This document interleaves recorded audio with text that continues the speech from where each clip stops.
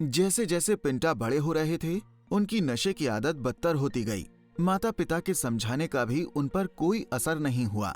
जब नशा कर लेता तो इतना नशा कर लेता है कि मुझे कोई भी कुछ भी बोलता है तो मुझे अच्छा नहीं लगता और मैं उसको मार देता। जब कभी बात पता चल जाती है तब मुझे किसी न किसी रूप से मेरे पापा मुझे सिखाते, मम्मी मुझे डांटती। फिर मैं कहता हूँ मुझसे गलती हो गई, अब के बार मैं ऐसा नहीं करूँगा। जल्द ही पिंटा को अपनी अनज्ञा और बुरी संगत की कीमत चुकानी पड़ी। उन्हें यौन उत्पीड़न के कठिन आरोप में गिरफ्तार किया गया। जब मैं जेल में गया, जो मुझे कंबल मिला था, उस कंबल को जब मैंने उससे उठाया तो उसमें होल थे, उसमें से बहुत सारे लीचड़ गिरे थे। तो मुझे एकदम से याद आया कि जो उड़ाऊ पुत्र का दृष्टांत था कि वो कैसे सूअरों के बीच में चले गया, कैसे फल्ली खाया, कैसे उसके साथ रहा। मुझे बहुत रोना आया।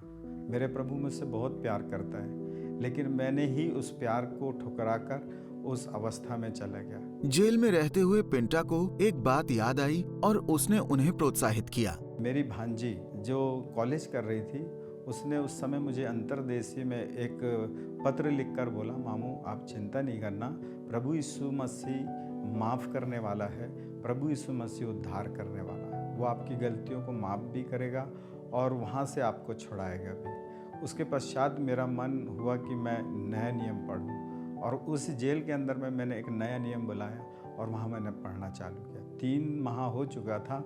मेरी कोई आशा नहीं थी कि हम इस केस से छूट जाएंगे।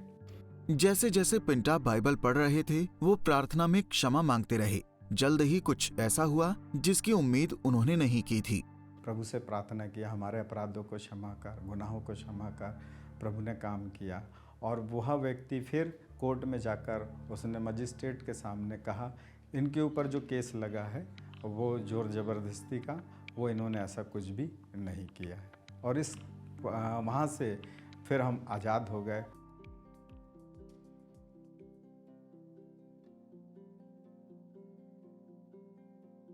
मत्ती रचित यीशु समाचार उसका 11वां अध्याय और उसका 28वां पद, हे सब परिश्रम करने वाले और बोझ से दबे हुए लोगों, मेरे पास आओ, मैं तुम्हें विश्राम दूंगा।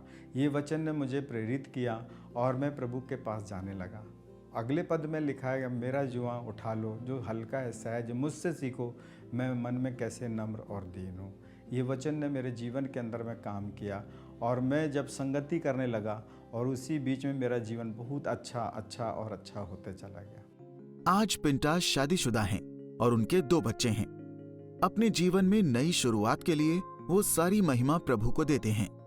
मैं परमेश्वर पिता का धन्यवाद करता हूँ कि प्रभु परमेश्वर पिता ने, यीशु मसीह ने, पवित्र आत्मा ने मुझे एक नया जीवन दिया। मैं समझता हूँ कि जो मेरे अपराध थे, प्रभु को छोड़ और कोई क्षमा नहीं कर सकता, लेकिन आज प्रभु ने मेरे अपराधों को क्षमा किया, फिर से कभी दोहराया नहीं। मैं प्रभु का धन्यवाद करता हूँ जिस अवस्था में मैं आज हूँ।